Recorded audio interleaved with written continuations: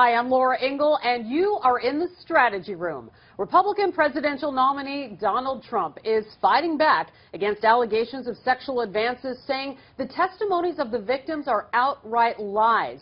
But there are some big donors of the Republican Party calling upon the RNC to sever ties with Trump in the wake of the claims of sexual assault. Will the RNC listen, and what decisions could they make as we near the general election? Can you believe it? In just 24 short days. Joining me now are Democratic strategist Atima O'Mara and Republican strategist Brian Morgenstern. Welcome to you both.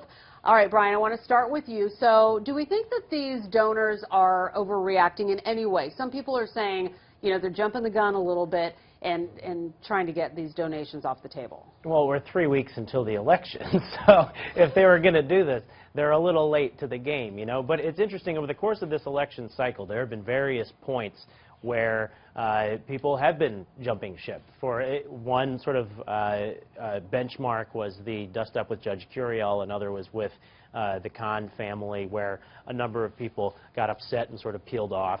It just doesn't make any sense to, in the middle of October, decide that's when you're going to throw up your hands and pull your hair out and say, enough, you know, I mean, it's too late. But maybe this was the breaking point. We were talking a little bit about that before we got on set here. You know, is this the last straw?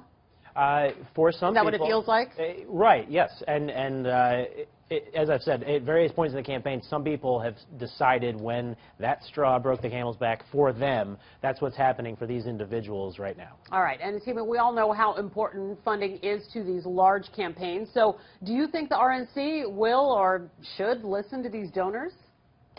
I think the RNC should, you know, I think any political entity should listen to donors when they want their money back. You know, they're in an interesting situation where you have folks like 3 weeks out from the election, like Brian said, just deciding now that they want to pull their money.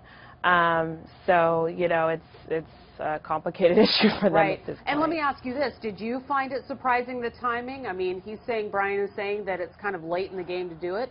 Is that surprising to you as well?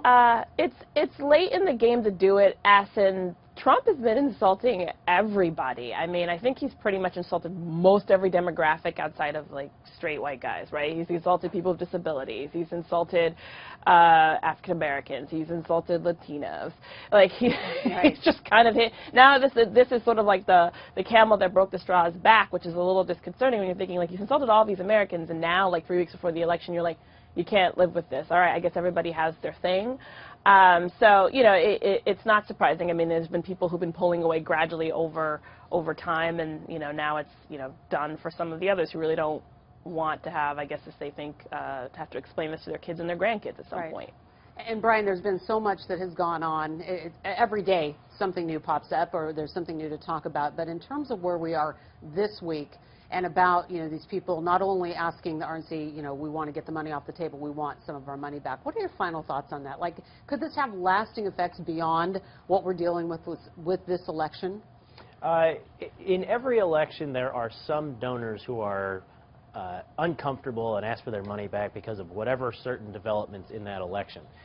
This one seems to be a lot more emotional, a lot more of that happening than in other elections. So it'll be a heavier lift after this one to put the coalition, the pieces of the coalition, back together so that moving forward we can not only have a cohesive unit, but a bigger one and grow it.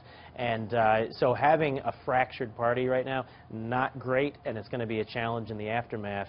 And it'll take someone else's leadership in order to do that, and we just don't know who that's going to be yet. All right, Atima, I want to get your final thoughts on that as well. What do you think about this in terms of a lasting repercussion and where we are with this? Your final thoughts. Yeah, it's going to be probably something that's going to be eating them up for like about 4 years. I mean, you know, I don't know how much longer Rence wants to continue serving, but this is going to affect candidates for years. Like, you know, candidates who run in 2018, if they had anything to do with the Trump campaign, they're going to be, you know, some photo is going to surface or some tweet or something. It's going to, you know, hold them accountable. This guy is running for, you know, the GOP nomination is associated with this guy. So it's going to be something that's going to be a stench on them for a while, for sure. All right, Atima, Brian, thank you both so much for joining us today. And for complete coverage of the 2016 election, you want to go to foxnews.com. I'm Laura Ingle. Thanks for watching.